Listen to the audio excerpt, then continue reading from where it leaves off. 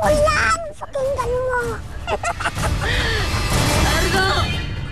Tulungan mo ako! Kailangan na niya mamatay! Hindi, bitiwan mo si Narda! Bitiwan mo siya! Huwag kang makinig sa kanya, Eduardo. Ako lang, pakinggan mo. Kailangan niya mamatay! Mabuti naman siyang bata eh.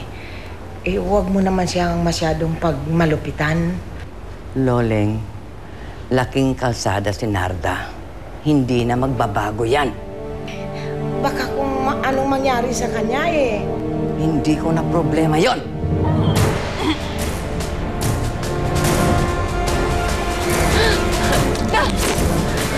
Napakabobo nga! Eduardo!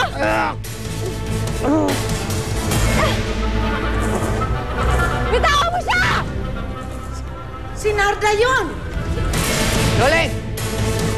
Loleng! Loleng!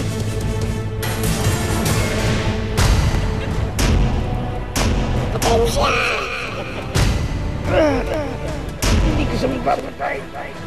Mahal ko siya.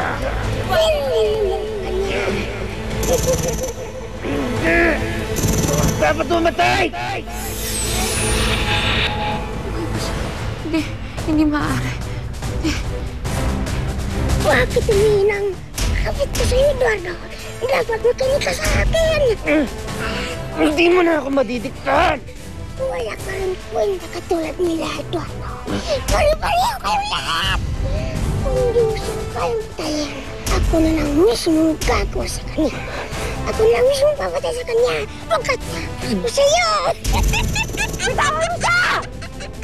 Hindi na ako makikinig sa'yo!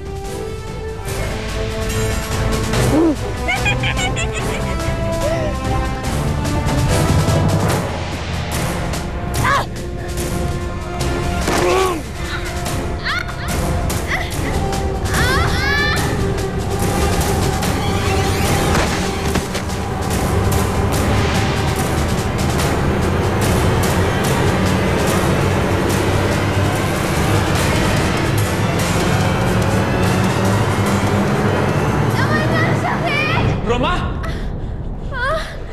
Roma! Roma, bakit? Ano nangyari? Ay, yung sugat mo masakit? Halika, dadaling ka na sa ospital. Hindi, ayoko. Kung malis, ayoko, natatakot ako. Eduardo!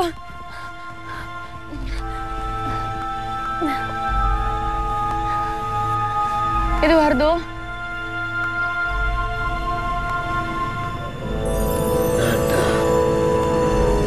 Huwag ka masyadong gumalaw, may sugat ka. Ano nangyari? Narda? Lola, nasaktan po si Eduardo. Anong ginagawa ni Eduardo rito? Saka ko na lang po ipapaliwanag sa inyo.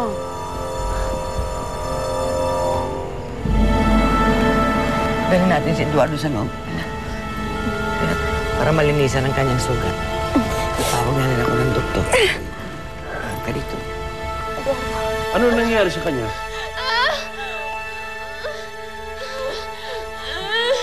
Masakit. Dito na ako. Dito na ako.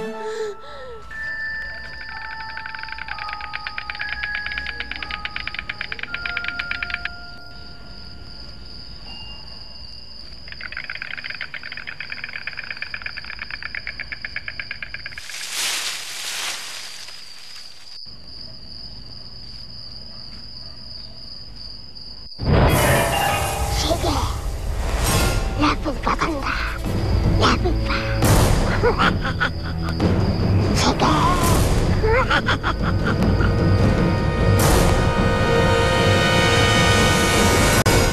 Hahaba talaga ang hair